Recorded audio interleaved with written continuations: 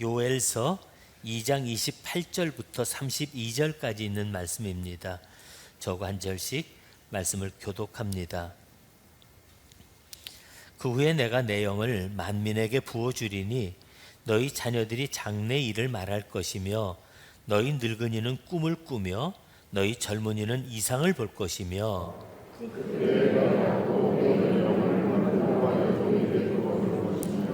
내가 이적을 하늘과 땅에 베풀리니 곧 피와 불과 연기 기둥이라.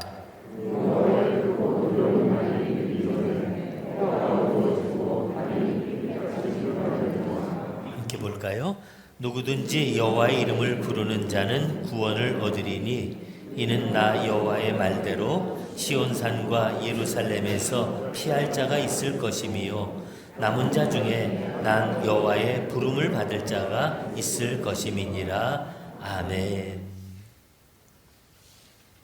오늘은 우리 지나간 시간에 이어서 요엘 선지자와 또 그분이 전해준 말씀에 대해서 우리가 함께 이야기를 나눠보려고 합니다.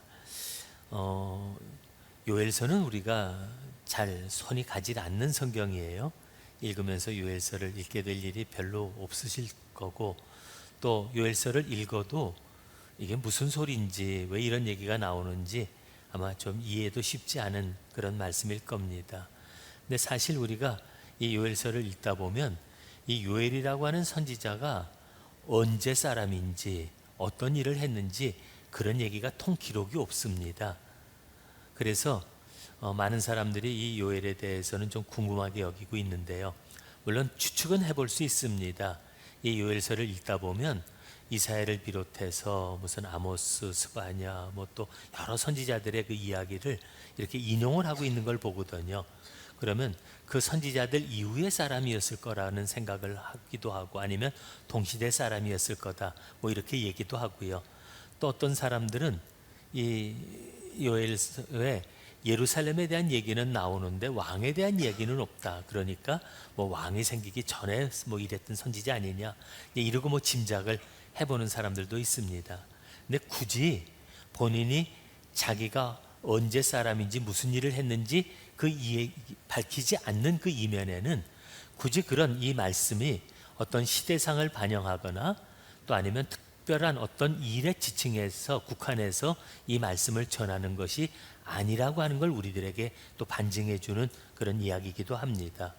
어쩌면 이 요엘서를 읽다 보면 이거는 그 시대뿐만 아니라 지금 우리들의 세대와 오고 오는 세대까지 정말 하나님께서 우리에게 주시는 아주 중요한 말씀을 우리들에게 이야기해 주고 있기 때문에 굳이 이런 어떤 특별한 사건이나 이런 게 언급되지 않은 그런 말씀이라고 우리가 이해를 하게 됩니다. 그러면 여러분, 요엘서에는 어떤 얘기가 담겨져 있을까요? 요엘서를 아마 읽어보신 분들은 읽다가 눈에 띄는 말이 있을 겁니다. 여호와의 날에 하는 말입니다. 여호와의 날이, 여호와의 날, 그 말씀이 반복해서 이렇게 나오고 있는 걸 보는데 그 말씀을 중심으로 이야기가 많이 전개가 되고 있거든요. 그럼 그 여호와의 날이 뭘까? 원래 사실은 여호와의 날이라는 말보다는 그 날이라고 하는 말에서부터 이게 이제 파생이 됐는데요. 이스라엘 백성들이 애굽에 있다가 그 하나님의 은혜로 출애굽을 하지 않습니까? 근데 그 이스라엘 백성들이 그 애굽의 손아귀에서 놓여나는 날, 그들이 이제 이 홍해를 건너서 그래서 그들이 빠져나올 때 이스라엘 백성들은 무사히 그 강을 맨땅같이 건넜지만 애굽 군대는 그 강을 쫓아오다가 결국 다 몰살해버리고 맙니다. 하나님께서 그들에게 다시는 너희가 이 애굽 사람들을 보지 않게 될 것이라고 말씀하셨는데 그들의 손으로부터 완전히 놓여지고 나서 그들이 너무 기뻐했죠. 그래서 그들이 그 날에 하는 이야기를 성경에서 쓰고 있습니다. 그리고 그 날에 대한 이야기를 자녀들에게 계속 들려주면서 그 날에 하고 이 일들을 자녀들에게 상기를 시켜 주었거든요. 그런데 이제 그 날이라고 하는 이야기가 차츰차츰 여호와의 날이라고 하는 말로 이제 자리를 잡았는데, 그 날은 이스라엘 백성에게 있어서 구원의 날이었습니다. 감격의 날이었습니다. 그리고 그들이 여호와의 날이라고 말할 때도 그런 기대들을 가지고 있었습니다. 자기들은 선민이니까, 자기들은 하나님께 택한 백성들로서 하나님의 말씀을 받은 사람들이니까 하나님의 날에 임하면 자기들이 다시 한번 이 땅에서 다윗의 나라를 이루게 되고, 그리고 모든 나라 위에 뛰어난 나라가 될 것이다. 그리고 여호와의 날이라고 하는 말을 굉장히 긍정적이고 아주 희망의 이야기로 그들은 생각을 하고 있었습니다. 그게 이제 이스라엘 국민들의 보편적인 정서였어요. 근데 여러분, 선지자들이 이 여호와의 날이라는 말을 이 요엘서들이 처음 쓴 것이 아닙니다. 벌써 한 50번 이상 선지자들이 이 말을 하면서 무슨 얘기를 했냐면, 너희들이 착각하지 말아라. 너희들이 하나님의 백성인 건 맞지만 하나님의 백성답게 살지 않으면서, 율법을 가진 것은 맞지만 하나님의 말씀대로 순종하지 않으면서, 너희들 모습은 보지 않고 하나님의 그 날에 이르면 너희들이 무조건 다 잘 될 거라고 하는 그런 생각만 하지 마라. 그건 너희들의 착각일 뿐이고 그 날이 너희들에게 오히려 하나님의 진노의 날이 될 수 있다고 하는 그런 예언들을 많은 선지자들이 했었습니다. 근데 특별히 오늘 이 요엘 선지자는 저들에게 무섭게 오늘 이야기를 하고 있습니다. 슬프다 이 날이여, 여호와의 날이 곧 그 멸망같이 너희들에게, 여호와께로부터 멸망같이 이 날이 너희들에게 이르렀다고 얘기합니다. 그 여호와의 날에 대해서 얘기할 때 슬프다 이 날이여라고 얘기를 합니다. 그리고 너희들은 백성들에게 소리를 높여 경고하라고까지 얘기합니다. 왜요? 그 날이 임박했기 때문이라고 이야기를 합니다. 그들은 하나님께서 그 자기 백성들을 높이실 그 날을 꿈꾸며 살지만 정작 하나님의 백성으로 살지 못하는 그들을 보면서 요엘은 너무 안타까웠고, 그들에게 오늘 다시 한번 하나님의 말씀으로 회개를 촉구하면서 그 여호와의 날에 너희가 하나님의 뜻대로 서지 못한다면 그 날은 너희의 구원의 날이 아니라 오히려 너희가 당할 멸망의 날이 되고 하나님 앞에 크고 두려운 진노의 날이 될 것이라고 얘기하고 있었던 것입니다. 그래서 이 요엘서가 말하는 여호와의 날은요, 하나님의 두려운 심판을 얘기하고 있는데요, 하나님께서 이스라엘 백성들에게 여러 번 그 백성들을 징계하셨던 일들이 있었고요, 또 너희들이 회개하지 않으면 징계하실 것이라고 말씀하면서 여호와께서 보내신 그 군대 이야기를 합니다. 북방으로부터 온 군대가, 또 내가 먼저 너에게 보냈던 군대가, 이제 이런 군대 얘기를 하시는데, 그 군대 얘기를 하면서 어떤 표현을 쓰셨냐면요, 메뚜기 떼에다가 비유를 하셨어요. 메뚜기, 그럼 우리가 좀 뭐 이렇게 우습게 보는 경향이 있죠. 풀밭에 뛰어다니는 메뚜기 뭐 그거 있어봐야 뭐 있으나 없으나 그렇게 우리는 생각을 하고, 실제 메뚜기 떼로 우리가 그렇게 큰 피해를 받아본 일이 없으니까 우리가 이제 풀밭에 뛰어노는 그냥 작은 곤충으로만 그렇게 생각을 합니다. 근데 여러분, 이 메뚜기라는 녀석들이요, 이게 특별한 어떤 이유로 우리가 아직 그 원인을 정확히 알 수는 없는데, 특별히 기후가 변하면서 이 메뚜기들이 갑자기 이렇게 많이 개체수가 증가를 하게 되는 때가 있어요. 그런데 1제곱미터 안에 그 개체수가 20마리가 넘어서는 순간부터 넘었으면요, 이 메뚜기들이 갑자기 크게 변하면서 이 군집을 이루게 된다고 이야기를 합니다. 어느 정도냐면요, 이 메뚜기들이 그때 갑자기 급격한 이 번식을 하게 되는데, 그 번식을 하면서 수가 아주 걷잡을 수 없이 이제 늘어나게 되는 겁니다. 늘어나면서 얼만큼 많이 수가 모이냐면 작아도 수천억 마리가 떼를 이룹니다.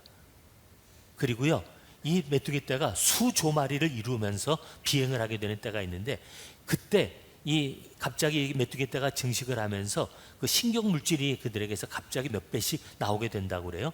그럼 떼를 짓게 되고 갑자기 번식을 하면서 몇 가지 특징이 나타나는데, 하나는 무지하게 먹어치운다는 겁니다. 안 그래도 풀을 뜯어먹고 사는데요, 이때가 되면요 닥치는 대로 먹어치워요. 그래가지고 풀이고 뭐 열매고 그냥 보이는 대로 다 갉아먹어서 남는 게 없게 만들어 버립니다. 근데 한두 마리도 아니라 이 수천억 마리가 되면요, 이게 사방으로 수십 킬로가 될 정도로 하고요, 또 이 메뚜기 떼들이 단순히 풀만 먹는 게 아니고요, 단백질도 그렇게 막 먹어댄다고 그래요. 그래서 심지어는 자기 앞에 날아가다가 죽은 그 메뚜기들까지 잡아먹으면서, 그리고 계속 번식을 해가지고 이동을 하는데, 그때 다리가 짧아지면서 날개가 길어진다고 그래요. 그래서 하루에 15km씩 날아가면서 이 초토화를 시켜버리는 겁니다. 생각해 보세요. 새까만 구름처럼 메뚜기 떼가 몰려옵니다. 수십 킬로를 덮어버려요. 사방을. 그리고 지나간 자리에 뭐가 남겠습니까? 근데 오늘 이렇게 무서운 메뚜기들의 재앙에 대해서 얘기를 하면서 이 요엘서는 그 여호와께서 보내신 군대를 어떻게 표현하냐면, 팥중이가 남긴 것을 메뚜기가 먹고, 메뚜기가 남긴 것을 느치가 먹고, 느치가 남긴 것을 황충이 먹으리라고 그렇게 얘기를 합니다. 뭐 이렇게 종류가 많아. 그런데 사실은 다 그냥 메뚜기 목에 속하는 그런 그 풀벌레들입니다. 그리고 뭐 어떤 사람들은 이게 다 성장 과정에서 이름이 다르다, 아니면 이방 사투리다, 뭐 이제 이렇게 얘기하는데, 다 어쨌든 메뚜기 떼를 지칭하는데, 그 메뚜기들이 휩쓸고 지나가는데 남긴 것이 없이 계속 먹어치우고 또 먹어치우면서 아예 싹 말려버릴 것이라고 얘기합니다. 그래서 그 참상을 얘기하기를, 풀이 다 없어지고 나무와 실과들도 다 사라져버리고, 그리고 그 나무 풀을 뜯어먹고 살아야 되는 짐승들까지 곤고해지고, 그리고 곳간에 먹을 것이 남아있지 않은 그런 아주 비참한 상태를 이 얘기를 하고 있는 것, 이것이 요엘서가 하나님의 진노의 날에 임할 그런 얘기를 해주고 있는 겁니다. 사실 이스라엘 백성들도 구원받은 그날에 하나님께서 이 애굽에 메뚜기 재앙을 내렸던 일이 있지 않습니까? 메뚜기 재앙으로 인해서 애굽 땅에 먹을 것이 싹 사라져 버렸어요. 아주 애굽 사람들이 손발 다 들고 빨리 나가라고 그리고 했었던 일들을 우리가 기억합니다. 근데 그런 재앙이 이방이 아니라 너희들이 하나님의 뜻대로 살지 않으면 너희에게 임할 것이라고 경고한 것이 바로 요엘이었습니다. 여러분, 우리가 지난주에 그 터키의 그 지진 피해자들을 위해서 한번 특별 모금을 하지 않았습니까? 참 많은 분들이 참여해 주셔서 너무 감사합니다. 근데 여러분, 우리가 이렇게 좀 돕고 싶어 했던 터키에 지진 이후에 홍수가 밀어닥쳤던 거 알고 계세요? 지진 때문에 거기가 다 집을 잃어버리고 길바닥으로 나앉지 않았습니까? 뭐 아파트가 주저앉으면서 죽은 사람은 말할 것도 없죠. 겨우 살아남았다 할지라도 오갈 데를 잃어버리고 말았어요. 그래서 천막을 쳐놓고 나서 겨우겨우 거기서 버티고 있었는데, 홍수가 오면서 그 천막촌까지 다 쓸어버리고 말았습니다. 떠내려가 버리는 사람들, 겨우 살아난 사람들이 허탈하게 바닥에 주저앉아 있는 모습, 그 장정들이 그냥 눈물 흘리면서 거리를 맴돌고 있는 그런 모습들을 보면서 얼마나 마음이 아프든지요. 그게 바닥인 줄 알았는데 거기서 또 하나님의 또 재앙을 경험하고 또 다 잃어버린 줄 알았는데 마지막 남은 희망마저 다 뺏어버린 그런 상황을 얘기하면서 처참한 그 광경을 얘기할 때, 오늘 요엘이 이런 메뚜기 떼의 재앙에 비해서 오늘 이스라엘 백성들에게 경고하고 있다고 하는 겁니다. 여러분, 이렇게 경고하는 이유가 뭐라고 생각하세요? 그들에게 하나님이 진노하실 거라고 하는 괜히 겁주는 얘기가 아닙니다. 그 경고 속에는 회개하라고 하는 촉구가 담겨져 있는 겁니다. 그래서 요엘서는 너희 늙은이들아, 또 너희 제사장들아, 또 너희 술 취한 자들아, 너희 주민들아, 그리고 얘기하면서 그들로 하여금 회개하라고 촉구를 하고 있는데요, 너희가 이날 금식을 선포하고, 그리고 너희가 울며 애통하며, 그리고 너희 옷을 찢지 말고 너희 마음을 찢으며 여호와께로 돌아오라고 저들에게 이야기하고 있습니다. 이 요엘 선지자가 그들에게 얘기하는 것은, 하나님께서 너희들에게 이렇게 진노하시기 전에, 그날이 이르기 전에 너희들이 회개하라고 그들에게 촉구하고 있는 것이 바로 요엘서에 담겨져 있는 말씀입니다. 여러분, 우리가 이 요엘서를 보면서 우리가 정말 하나님께서 우리에게 내리시는 그 두려운 날, 크고 무서운 그 심판의 날이 우리에게 되어지지 아니하도록 오늘 너희들이 회개하고 여호와께로 돌아오라고 하는 그 말씀을 우리가 들으라고 얘기하고 있는 겁니다. 근데 이거는요, 이스라엘 백성들만을 향해서 얘기하는 걸까요? 사실 그 백성들이 참 고약한 건 사실이었습니다. 이스라엘 백성들이 요엘 선지자를 비롯해서 수많은 선지자들이 회개하라고 촉구했지만 회개하지 않았습니다. 그들은 마지막에 예수님이 오셨지만 예수님을 십자가에 못 박아 죽이고 말았습니다. 그들이 로마에게 나라를 뺏긴 다음에 2000년 동안이나 유리하면서 살았어요. 나라를 잃어버린 백성으로 떠돌았을 뿐만 아니라 가는 곳마다 괄시를 받고 천대를 받았습니다. 그들은 정말 그들의 삶에서 짓밟히고 짓밟혔던 사람이고요, 겨우 살아볼만 했으면요 여러 가지 재앙을 겪지 않았습니까? 로마 치하에서도 10번이나 대박해를 받으면서 성도들이 희생을 당하기도 했지만요, 남의 나라의 나라를 뺏기고 받았던 고통이 적지가 않습니다. 뿐만 아니라 그들이 자기 나라에서 다 쫓겨난 다음에 유리하며 떠돌며 살았는데요. 우리가 아는 대로 세계 제2차 대전이 벌어지고 나서 얼마나 많은 유태인들이 학살을 당했습니까? 그냥 유태인이라는 이름 하나만으로 그들을 끌어다가, 그래서 나라도 잃어버리고 민족만 남아있는데 그들마저 말살하려고 했던 것이, 그런 역사를 우리가 알고 있거든요. 근데 그들이 1948년도에 겨우 나라를 다시 회복했습니다. 그들이 나라를 회복하고 나서도 지금도 여전히 하는 말이 뭐냐면 다윗의 나라를 세워달라고 하는 기도입니다. 다시 저들이 세상 위에 가장 뛰어난 나라가 되게 해달라고 하는 그런 기도를 하나님 앞에 드리고 있습니다. 그리고 그들은 자기들의 구원자로 오신 메시아를 지금도 오지 않았다고 얘기하면서 그들을 다시 정치적으로 부강하고 세계 강국으로 세워줄 다윗 같은 메시아를 기다리고 있는 것이 유대인들의 모습입니다. 참 얼마나 그 마음이 강박하면요, 2000년 동안이나 매를 맞고 그리고 그렇게 수많은 고초를 겪으면서도 아직까지 하나님께로 돌아오지 않는지, 그를 구원하신 예수 그리스도의 이름을 왜 그렇게 끝까지 거부하는지요. 저도 이스라엘에 갔을 때 그 유대인들 중에서도 이렇게 예수님을 믿는 사람들이 있어요. 그 사람들을 메시아닉 주라고 얘기하는데, 그분들이 그가 함께 이제 예배를 드렸던 일이 있었습니다. 그런데 골목 안에 이제 그 교회가 있다고 해서 들어가는데요, 저희가 그 골목길로 들어서니까 주변에 있던 사람들의 눈초리가 달라져요. 얼마나 그 눈길이 사납든지요. 들어가면서 왜 이렇게 무섭게 쳐다봐? 그리고 이제 저희들이 같이 들어가면서도 괜히 가슴이 벌렁거리더라고요. 근데 우리가 들어가서 예배를 드리는데요, 바깥에서 막 큰 소리로 고함치는 소리도 들리고요, 험악한 분위기가 바깥에서 계속 들려옵니다. 땅땅거리는 쇠소리도 들려오고요. 예배를 방해하는 그런 일들이 있는데요, 근데 그렇게 방해만 할 정도가 아니라 그들은 늘상 그런 위협을 받으면서 신앙생활을 하고 있습니다.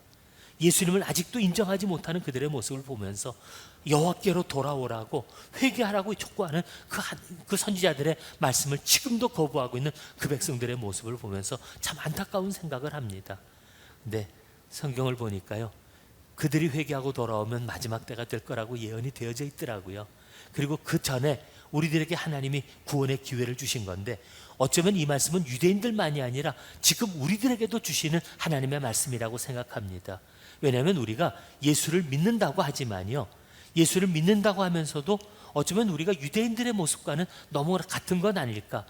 자기들의 모습은 돌아보지 아니하고 그냥 입술로만 예수 그리스도를 구주라고 고백하고, 또 우리가 예수 믿는다고 말하면서 교회만 왔다 갔다 하고, 정말 우리들의 마음속에 주님의 말씀도 없고 그분의 뜻에 순종하는 것도 없고, 그리고 우리들이 신앙을 살아가면서 하나님의 뜻대로 살아보려고 하는 그런 삶을 살지 못한다면 우리는 결국 무늬만 크리스찬이 될 수밖에 없는 거 아니겠어요? 그렇게 살아가는 우리들을 향해서 요엘 선지자가 여호와께로 돌아오라고 하시는 그 말씀을 우리가 이해할 필요가 있고요, 우리도 내게 주시는 말씀으로 받을 필요가 있다고 하는 겁니다. 유대인들은요, 특별히 회개할 때 오늘 말씀에 너희들의 옷을 찢지 말고 마음을 찢으라고 그렇게 얘기를 하는데, 유대인들은 너무 슬프면, 너무 화가 나면 그들이 그 옷을 찢으면서 그 슬픔을 표시했거든요. 근데 그게 얼마나 비통하면, 얼마나 슬프고 얼마나 화가 나면 옷을 다 찢으면서 그렇게 화를 표현하겠어요. 근데 이게 한번 해보니까 버릇이 됐는지 걸핏하면 옷만 찢어요. 그러니까 선지자가 보니까 회개하는 척만 하지 진짜 그들의 마음을 찢는 고통이 보이지를 않는 거예요. 그래서 진정한 회개라는 것은 마음을 찢으라고 그들에게 얘기하고 있는 겁니다. 우리들도 기도하면서 회개한다고 그럴 때 어떡합니까? 눈물 찔끔 몇 방울 흘리고 회개했다 그렇게 얘기합니까?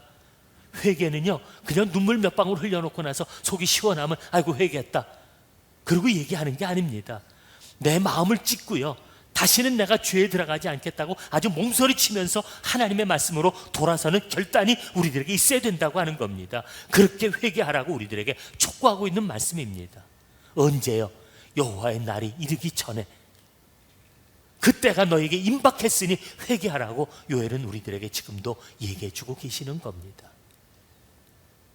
근데 오늘 이 말씀 속에는 두려움, 경고만 있는 것이 아닙니다. 우리들에게 무섭게 그저 하나님의 심판에 대해서만 이야기하고 있는 것이 아닙니다. 이 말씀 끝에 오늘 우리가 들을 너무나 큰 은혜의 말씀이 담겨져 있습니다. 우리가 2장 28절 말씀에서 보라, 내가 내 영을 만민에게 부어주리니, 내가 내 영을 만민에게 부어줄 것이라고 말씀합니다. 사실 그전에도 선지자들이 하나님의 영을 받았습니다.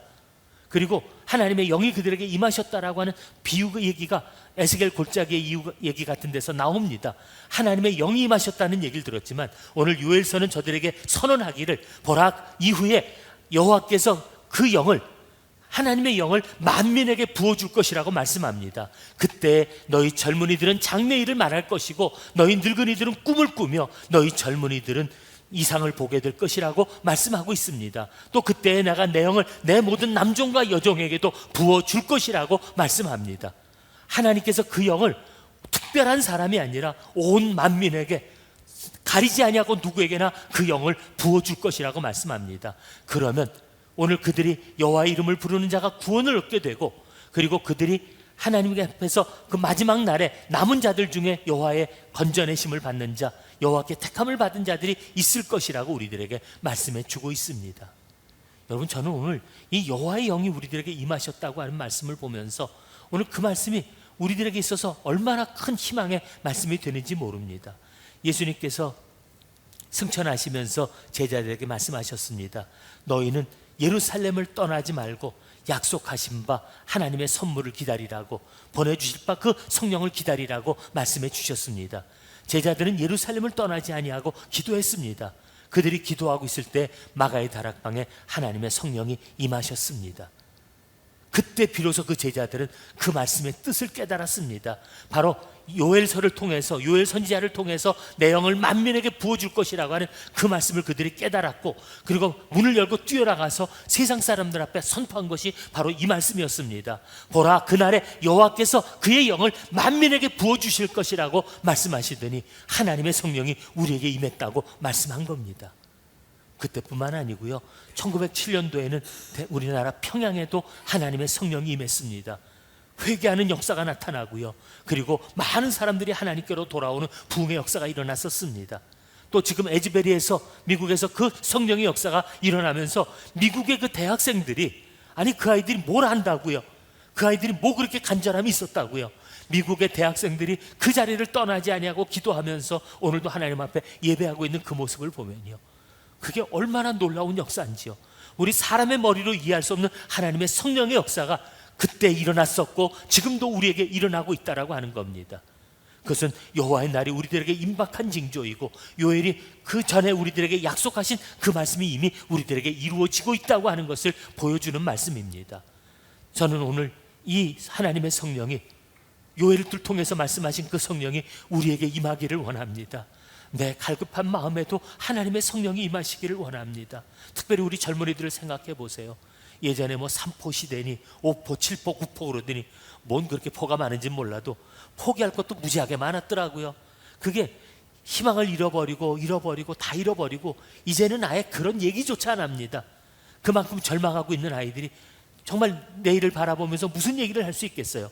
근데 오늘 성경은 말씀합니다. 하나님의 영이 너희에게 임하시면 너희 젊은이들이 장래일을 말할 것이라고, 너희 자녀들이 장래일을 말할 것이라고 말씀합니다.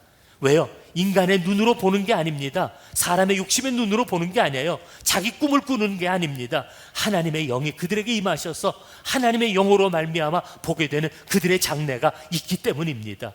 늙은이들도 꿈을 꿀 것이라고 말씀하시고 젊은이들이 이상을 볼 것이라고 말씀하고 있습니다. 하나님의 영으로 말미암아 우리가 보게 되는 세상, 우리가 봐야 될 것들을 보게 하시고 우리로 말할 것을 말하게 하시는 그런 은혜가 하나님의 성령으로부터 말미암는다고 예언해 주시는 겁니다. 저는 오늘 제자들이 전도하러 다니면서 이렇게 물었던 일이 있습니다. 너희가 하나님의 성령을 받았느냐? 저는 오늘 이 말씀을 제 자신과 여러분들에게 다시 한번 질문하기를 원합니다. 하나님의 영을 여러분들이 받으셨습니까? 아니 그 영을 통해서 겨우 그저 예수 그리스도를 내 주라고 고백하고 부끄러운 구원 얻을 그런 신앙으로 우리가 머물러 있지 않고 하나님의 거룩한 영이 우리들에게 부어주시는 그 영이 충만하게 되기를 원합니다. 왜요? 그 영이 우리들을 새롭게 하고 우리들을 구원하시는 하나님의 능력이 되어지기 때문입니다. 내 가슴에도 보면요, 여전히 갈급함이 있어요. 그리고 우리가 신앙생활을 한다고 하지만 여전히 우리들도 세상 사람들처럼 같이 분노하고 시기하고 미워하고 우리들 속에도 여전히 세상에 탐욕이 여전히 가득한 걸 보게 됩니다. 그런 것들을 다 하나님 앞에 내려놓고 우리들의 마음에 거룩한 영으로 채울 수 있게 되기를 바랍니다. 저는 이 시간 이 요엘서의 말씀을 보면서 우리가 다시 한번 우리들의 어두운 눈이 열려지기를 원합니다.